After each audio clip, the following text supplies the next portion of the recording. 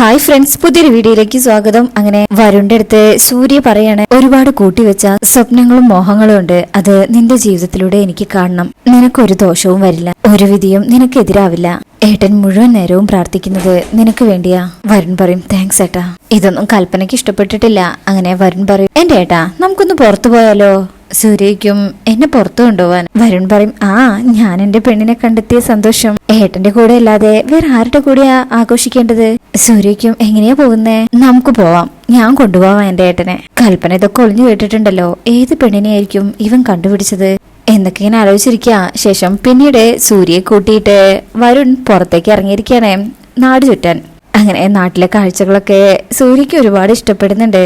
അങ്ങനെ ഒരു സ്ഥലത്ത് വണ്ടി നിർത്തി തട്ടുകടയിന്ന് ഒരു ഗ്ലാസ് ചായ വാങ്ങിച്ച് കൊണ്ടുകൊടുക്കുക. വരുണും കുടിക്കുന്നുണ്ട്. നല്ല ചായ. വരുൺ പറയും, ഏട്ടന് പണ്ടും ക്രേസ് ആയിരുന്നല്ലോ തട്ടുകടയിലെ ചായ. ആ അന്ന് ക്രേസുകൾ ഒരുപാടുണ്ടായിരുന്നു. കണ്ടാലും മതിവരാത്ത അവസ്ഥ. അടുത്ത ട്രിപ്പ് എവിടേക്ക് എങ്ങനെയെന്ന് ചിന്തിച്ചുകൊണ്ടിരുന്ന കാലഘട്ടം. പറക്കുന്നത് കൂടുതലായതുകൊണ്ടായിരിക്കും ചിറക് വെട്ടി താഴെ ഇട്ടത് എന്നിങ്ങനെ പറയുമ്പോ വരുണിന് വിഷമാവുന്നുണ്ട്. ഏട്ടാ, എല്ലാ സമയവും കൂടെ ഉണ്ടാവാൻ പറ്റുന്ന ഞാൻ പറയുന്നില്ല, പക്ഷെ എന്റെ മനസ്സെപ്പോഴും കൂടെ ഉണ്ടാവും. ആഹാ, ചായ തീർത്തോ? ഒന്നുകൂടി വേണോ? കുറച്ചുകൂടെ കഴിയട്ടെടാ. പ്രകൃതിയോ ആകാശത്തെയോ ഒക്കെ ഇങ്ങനെ കണ്ടുകൊണ്ടിരിക്കുക, കൂട്ടിലിട്ട കിളികളെ പറത്തി വിട്ടതുപോലെ.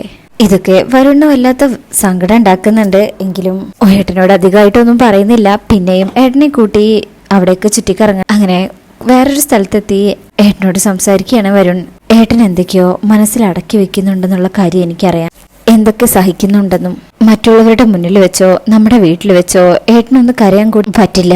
ഇവിടെ ഏട്ടന്റെ മുന്നിൽ ഞാനേ ഉള്ളൂ. ഒന്ന് കരയണമെങ്കിൽ കരഞ്ഞു എന്ന് പറയുമ്പോ വരുണിന്റെ കണ്ണുകളും നിറയുന്നുണ്ട്. സൂര്യ വരുണിന്റെ കൈകൾ ഇങ്ങനെ മുറുകി പിടിച്ച് കണ്ണൊക്കെ ഇങ്ങനെ നിറയുന്നുണ്ട്. പാവത്തിന്റെ. കൽപ്പനയെ കുറ്റപ്പെടുത്തുന്നതില് കാര്യമില്ലടാ.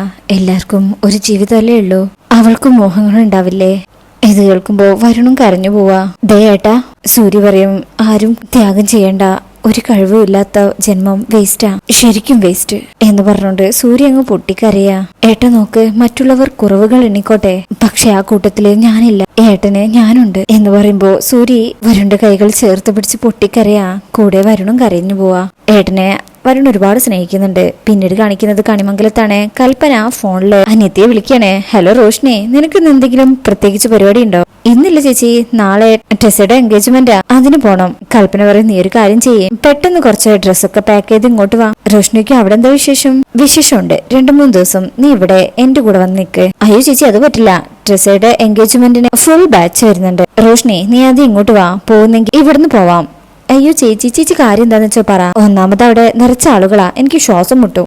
കൽപ്പന പറയും, ഞാൻ നിന്റെ ഫ്യൂച്ചറിന് വേണ്ടി പറയുന്നതാ. എന്റെ ഫ്യൂച്ചറോ? എന്റെ ഫ്യൂച്ചറും കണിമംഗലവും തമ്മിൽ എന്താ ബന്ധം? എന്താ അങ്ങനെ ബന്ധം ഉണ്ടാവുന്നതില് നിനക്ക് കുഴപ്പമുണ്ടോ? വരുൺ വന്നിട്ടുണ്ട്, അവനിവിടെ ബോറടിച്ചിരിക്കുക. നീ വന്ന് അവനോട് സംസാരിക്കേ. റോഷ്നിക്കും ഞാനെന്താ റോബോട്ടോ മനുഷ്യരെ സന്തോഷിപ്പിക്കാൻ? കൽപ്പന പറയും, റോബോട്ടൊന്നും ആവണ്ട, മനുഷ്യനായ മതി. ഇപ്പൊ നീ ഇങ്ങോട്ട് വരുന്നത് ഗസ്റ്റ് ആയിട്ടാ. പിന്നെ നിനക്ക് മിടുക്കുണ്ടെങ്കിൽ കണിമംഗലത്തെ എന്റെ അതേ സ്ഥാനത്ത് നിനക്കും ഇരിക്കാം എന്ന് വേണ്ടി അങ്ങോട്ട് വരാനുള്ള കാര്യങ്ങളൊക്കെ പറഞ്ഞു കൊടുക്കണേ.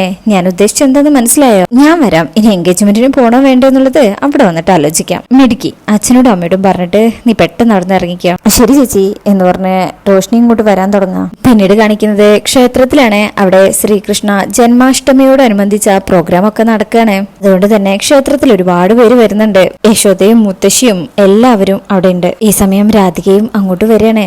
അകത്തേക്ക് കയറുന്നില്ല. കണ്ണനോട് അവിടെ നിന്ന് പ്രാർത്ഥിക്കുക. അവിടെ നിന്ന് ആരും തന്നെ രാധികയെ മൈൻഡ് ചെയ്യുന്നു പോലുമില്ല. ഇത് അകത്ത് വിളക്ക് ഇങ്ങനെ തുടച്ചുകൊണ്ടിരിക്കുന്ന യശോദാമ്മ കാണണേ. അത് മുത്തശ്ശിയും നോക്കുന്നുണ്ട്. യശോദ രാധികയുടെ അടുത്ത് പോകാൻ തുടങ്ങുമ്പോ മുത്തശ്ശിക്കും, നീ എങ്ങോട്ടാ? പുറത്ത് തന്നെ നിൽക്കട്ടെ, നല്ലൊരു ദിവസമായിട്ട് ആവശ്യമില്ലാത്ത സംസാരം വേണ്ട. രാധിക അവിടെ നിന്ന് അകത്തേക്ക് ഇങ്ങനെ ഏന്തി നോക്കണേ. ഈ സമയം യശോദ മുത്തശ്ശി പറയുന്നൊന്നും കേൾക്കാണ്ട് പുറത്തേക്ക് പോവാ. ഇതേ സമയം പ്രിയയും കൂട്ടുകാരും ഡാൻസ് എന്തോ പ്രോഗ്രാം ചെയ്യുന്നുണ്ട്. അതിന്റെയൊക്കെ ഡിസ്കഷനില്ല. അങ്ങനെ രാധികയുടെ അടുത്തേക്ക് അമ്മ വരുമ്പോ രാധികയ്ക്കും, അമ്മ എന്തിനാ എഴുന്നേറ്റ് പോന്നേ? ഒന്നുമില്ല മോളെ, നീ ഇങ്ങനെ ഇവിടെ പുറത്ത് നിൽക്കുന്നത് കണ്ടിട്ട് എന്റെ ചങ്ക് പിടയ്ക്ക. അമ്മ അതൊന്നും കാര്യക്കണ്ട. കൃഷ്ണ ഭഗവാൻ ലോകം മുഴുവൻ നിറഞ്ഞു നിൽക്കല്ലേ, ഇവിടെ എവിടെയെങ്കിലും നിന്നാ മതി. ഇതും അവര് വിലക്കിയില്ലല്ലോ, അത് തന്നെ എന്റെ ഭാഗ്യം എന്ന് പറയുമ്പോഴും രാധികയുടെ മനസ്സ് വിഷമിക്കുന്നുണ്ട്, പുറത്ത് കാണിക്കുന്നില്ലെന്നേ ഉള്ളൂ. അമ്മ ചെല്ലേ, അല്ലെങ്കിൽ മുത്തശ്ശിക്ക് ദേഷ്യം വരും. ചെല്ലമ്മേ പൊക്കോ എന്ന് പറഞ്ഞേക്കാം. രാധിക അപ്പോഴും ഉള്ളിലേക്ക് ഇങ്ങനെ നോക്കി അവിടെ തന്നെ ഇങ്ങനെ നിൽക്കുക. ഒന്നും ചെയ്യാൻ പറ്റാത്തൊരു വിഷമമുണ്ട് രാധികയ്ക്ക്. ശേഷം പിന്നീട് കാണിക്കുന്നത് കണിമംഗലത്താണ്. ജന്മാഷ്ടമി ആയതുകൊണ്ട് അവിടെയും പൂജയൊക്കെ ചെയ്യണം അവര്. അങ്ങനെ പൂജയൊക്കെ കഴിഞ്ഞ് എല്ലാവരും പ്രാർത്ഥനയിലാണ്. അങ്ങനെ വരുണിന്റെ അച്ഛൻ പറയും, ചന്ദ്രശേഖര, ഇന്ന് നമുക്കുണ്ടായതെല്ലാം കൃഷ്ണ ഭഗവാന്റെ അനുഗ്രഹം കൊണ്ടാണ്. മനുഷ്യന്റെ കാര്യമാണ്. നാളെ എനിക്ക് എന്തെങ്കിലും സംഭവിച്ചു പോയ ജന്മാഷ്ടമി പൂജയും അതോടൊപ്പം നടത്തുന്ന പ്രവൃത്തികളും നീ മുടങ്ങാതെ നടത്തിക്കൊള്ളണം. ചന്ദ്രശേഖരൻ വിചാരിക്കും, അത് തന്നെയാണല്ലോ ഞങ്ങളുടെ ആഗ്രഹവും. എന്താ ഏട്ടാ, നല്ലൊരു ദിവസമായിട്ട് ഇങ്ങനെയൊക്കെ പറയേണ്ട കാര്യമുണ്ടോ? ഏട്ടനെന്നും ഞങ്ങളുടെ കൂടെ ഉണ്ടാവണം, അതല്ലേ ഞങ്ങളുടെ ആഗ്രഹം. അങ്ങനെ സംസാരിച്ചുകൊണ്ട് നിൽക്കുമ്പോ വരുണിന്റെ അമ്മ പറയും, വേണ്ട, ആയുസ് തീരുമാനിക്കുന്നതൊന്നും നമ്മളല്ലല്ലോ, മതി. മുത്തശ്ശി പറയും, ഇനി പ്രസാദം എടുത്ത് എല്ലാവർക്കും കൊടുക്കുമോളെ. വരുൺ പറയും, ബിജു നമുക്ക് ഇറങ്ങണ്ടേ? മുത്തശ്ശിക്ക് എങ്ങോട്ട് രണ്ടാളും കൂടി? അതെ, ഇവിടെ അടുത്തൊരു ശ്രീകൃഷ്ണ ക്ഷേത്രം ഉണ്ടല്ലോ, ജന്മാഷ്ടമിക്ക് അവിടെ കുറെ പ്രോഗ്രാംസ് ഉണ്ട്, കുറെ നാളായല്ലോ അതൊക്കെ കണ്ടിട്ടേ. അപ്പൊ ബൈജു പറയും, വരുണ് കാണാൻ കുറെ കാഴ്ചകളുണ്ട് അവിടെ, അതാ ഇത്രയ്ക്ക് തിരക്ക് പിടിക്കുന്നേ. മുത്തശ്ശിക്കും കാര്യം അറിയാലോ. മുത്തശ്ശി ഇങ്ങനെ ചിരിക്കുക. വരുൺ പറയും, എന്നാ പിന്നെ ഞങ്ങൾ പോയിട്ട് വരാം എന്ന് പറഞ്ഞ് പോകാൻ തുടങ്ങുമ്പോ കൽപ്പന പറയും, വരുൺ വൈകിട്ട് പോയാ പോരെ, ക്ഷേത്രത്തിലൊക്കെ വൈകിട്ടല്ലേ പ്രോഗ്രാം തുടങ്ങുള്ളൂ. ബൈജു പറയും, വരുണിന്റെ ക്യാമറയ്ക്ക് എന്ത് കണ്ടാലും മനോഹരമായ കാഴ്ചകളാണ്. ആർക്കറിയാം ക്ഷേത്രത്തിലെ പ്രോഗ്രാം തുടങ്ങുന്നതിന് മുമ്പ് വേറെ പ്രത്യേകതകൾ എന്തെങ്കിലും സംഭവിക്കുമെന്ന് എന്ന് പറഞ്ഞൊന്ന് കളിയാക്കാണ്. ഇത് കേൾക്കുമ്പോ അവിടെ എല്ലാരും ചിരിക്കുക. ഞങ്ങളിന്ന് ഇറങ്ങട്ടെ എന്ന് പറഞ്ഞ് വരുൺ ഇറങ്ങാ. അപ്പോഴായിരിക്കും റോഷ്നി വരുന്നത്.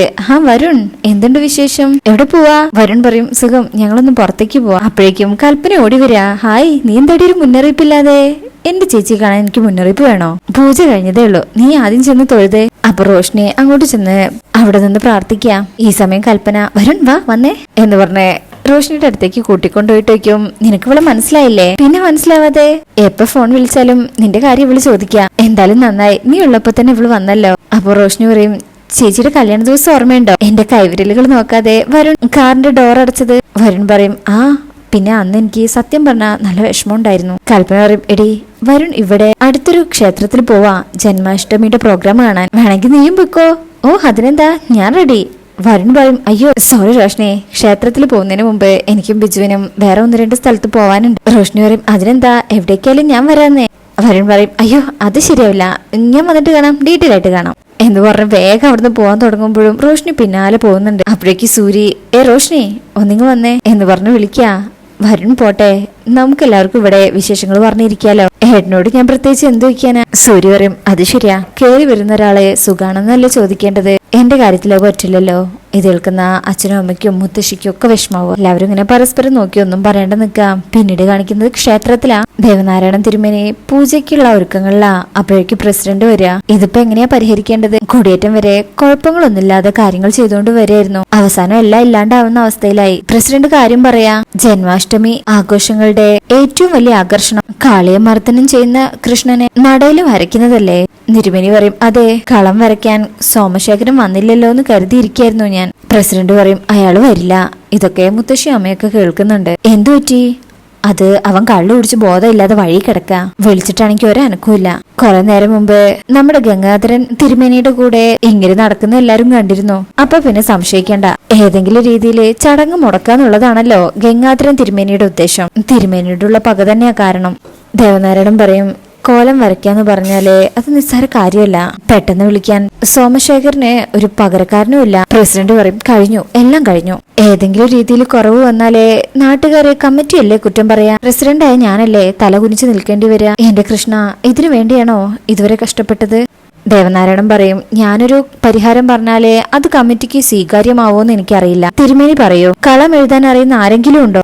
അയാളെ എത്ര ദൂരെ പോയി കൊണ്ടുവരാനും ഞങ്ങൾ തയ്യാറാ. മടിക്കണ്ട, തിരുമേനി പറഞ്ഞോളൂ. എന്റെ മകളെ രാധികയ്ക്ക് കളമെഴുത്ത് വശമുണ്ട്. ഇത് കേൾക്കുന്ന കമ്മിറ്റി മെമ്പേഴ്സ് പരസ്പരം നോക്കുക. സോമശേഖരൻ കള എഴുതുന്നതിനേക്കാളും ഭംഗിയായിട്ട് അവൾക്കത് ചെയ്തു തീർക്കാനും പറ്റും. പക്ഷെ നടയിലേക്ക് കയറാൻ അവൾക്ക് അവകാശമില്ലല്ലോ, വിലക്കല്ലേ. തിരുമേനി, ഈ അവസ്ഥയില് അതൊന്നും വിചാരിച്ചിട്ട് കാര്യമില്ല. രാധിക മോള് കളം വരയ്ക്കട്ടെ. എന്താ?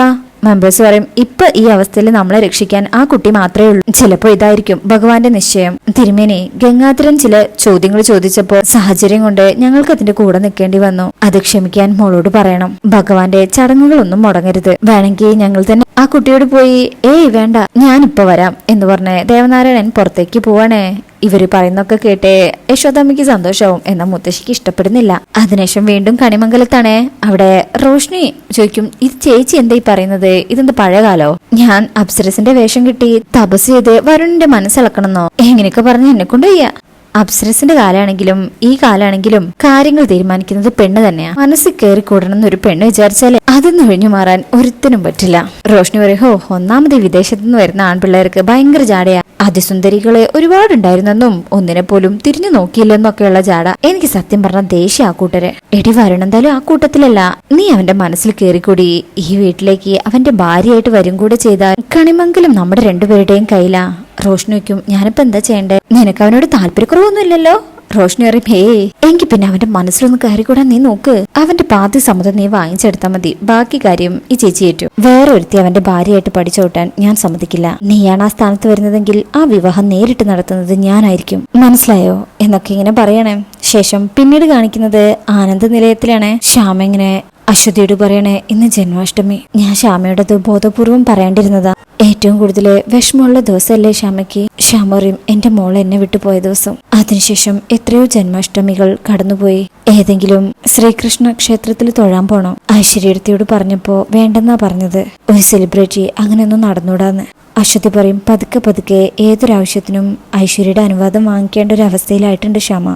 ശ്യാമ എന്തിനാ അങ്ങനെ ആവുന്നേ? ഐശ്വര്യയുടെ രീതികൾ പലതും എനിക്കും ബുദ്ധിമുട്ടായിട്ടുണ്ട്.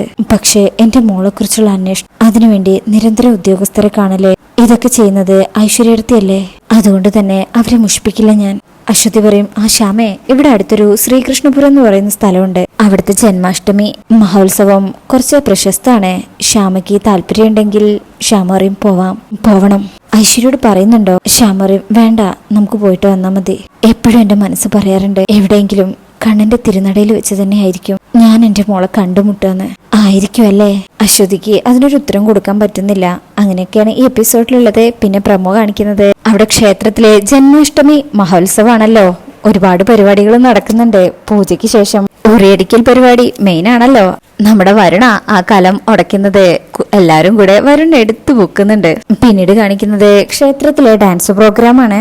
അതില് നമ്മുടെ രാധികയും ഡാൻസ് ചെയ്യുന്നുണ്ട്. ഈ സമയത്തായിരിക്കും അങ്ങോട്ട് ശ്യാമയും അശ്വതിയും വരുന്നത്. പിന്നീട് ഒരു ഞെട്ടലിൽ ഇങ്ങനെ നിൽക്കുന്ന ശ്യാമയും അശ്വതിയും അതുപോലെ ഡാൻസ് ചെയ്യുന്ന രാധികനെയൊക്കെ കാണിച്ചുകൊണ്ടാ ഈ എപ്പിസോഡ് കഴിയുന്നത്. അപ്പൊ ഇന്നത്തെ റിവ്യൂ ഇഷ്ടപ്പെട്ടിട്ടുണ്ടെങ്കിൽ ചാനൽ എല്ലാവരും ഒന്ന് ലൈക്ക് ചെയ്ത് സബ്സ്ക്രൈബ് ചെയ്ത് സപ്പോർട്ട് ചെയ്തേക്കണേ. താങ്ക്